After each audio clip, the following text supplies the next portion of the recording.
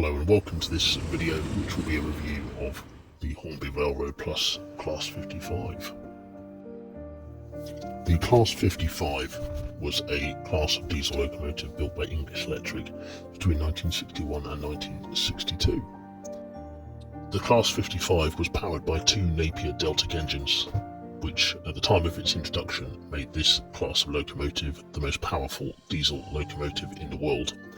This fact allowed it to take over the prestigious routes that were previously the realm of the A4 class steam locomotives such as the Mallard and the Sir Nigel Gresley. I'm going to start by having a quick discussion about the railroad range itself, which always generates strong opinion, both positive and negative. I happen to be in the positive camp, and I will say that I rate Railroad and the Railroad Plus range very highly.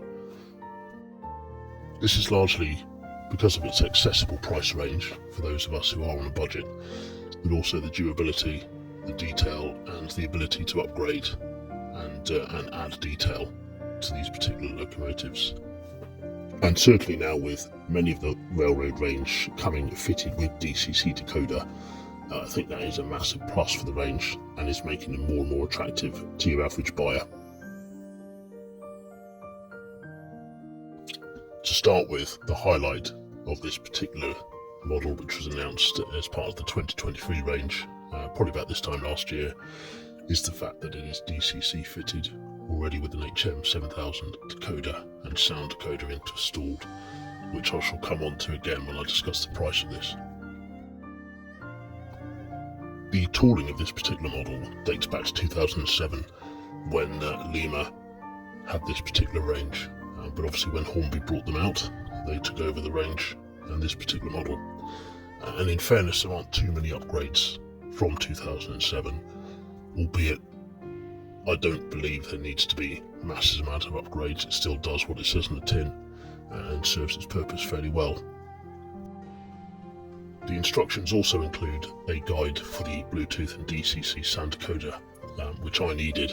I got this particular model over the festive period, and was still running on analog at the time, so this has been incredibly useful for me, and I will be doing a few videos coming up around how I've converted my layout into digital, because I certainly needed a bit of guide myself. So out of the box, on the surface I think this looks pretty good. I know that there'll be some reservations around the moulded detail rather than additional detail that's added on as you get with the more expensive ranges. But then this is a railroad model, which is built for that durability and accessibility, albeit it is still coming in at over £100 on this particular one. One of the downsides which has been mentioned is that this still has the decoupling aspects on either side, rather than the more narrow couplings that we're seeing on newer models, which is a bit of a shame. The Class 40 railroad range that's also recently come out had those newer narrow couplings, which just makes it look that little bit tidier and that little bit more realistic, in my opinion. But for me, that doesn't take away too much from the overall model, and I am very enthusiastic about this particular one. I happen to like these class of locomotives anyway, and having a model like this on my layout, I am thoroughly pleased with. The detail up at the top, as you can see, is moulded into the plastic, but again I think it does the job just fine. One nice addition you do get with the Railroad Plus is these etched nameplates. Now I haven't put them onto my locomotives, I've got a set for my Class 40 as well, and they recommend that they're put on just with blue tack rather than super glue, which has a tendency to smudge or cause issues. One of the positives about the Railroad range has always been the accessibility, and the price is a big factor in that when you compare it to some of the medium to higher range models. This particular model retailed £120.99 on Hornby itself, but there are many retailers out there, Kerno, Jadlem and Hattons, who were selling this for less than that. So you can get it for just over 100 in many different retailers. There are other options out there as well. Now £100 is still a lot of money and not loose change for most of us. But one thing to bear in mind with that 100, 110 to £120 is that this comes with the DCC decoder already fitted. those decoders retail for about £64 across the board. So in essence, you're getting the decoder and a locomotive for not that much more than a general railroad range model without the decoder. I shall start the sound profiles as we go through, and I will use the buttons on the display here to indicate which sounds I'm currently playing.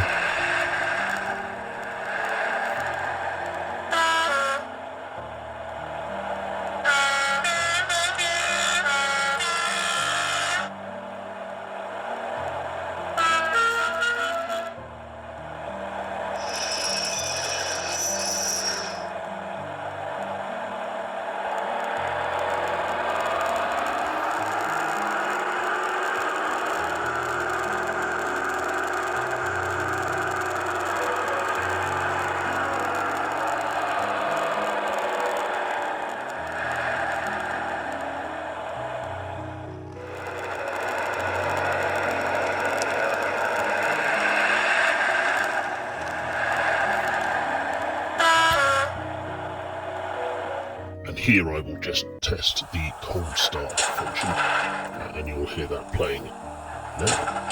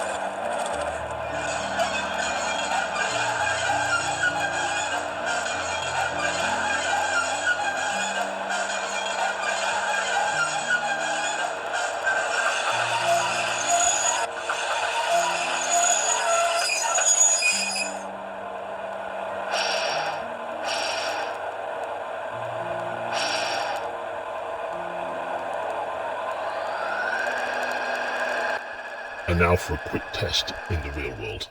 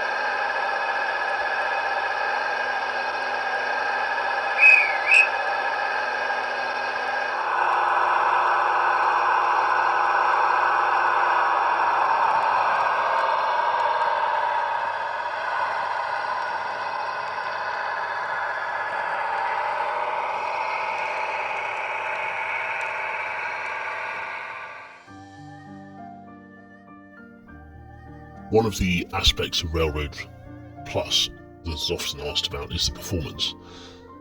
These models aren't going to be the high-spec performers of some of the more expensive ranges. However, I've had this one since Christmas, and I've run it primarily on my to and fro layout that you've seen in the images previously.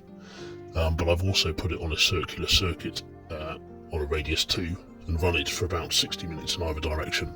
And it has been smooth. It's not the quietest of runners, but then Railroad often aren't. But nevertheless, it does its job, I think, incredibly well. I've had it pulling, I believe the maximum I've tried it with was 7 coaches, and it seemed to handle that with no issues on a flat circuit, and it held the track very well as well. So all in all, I think it's an impressive model. It runs well.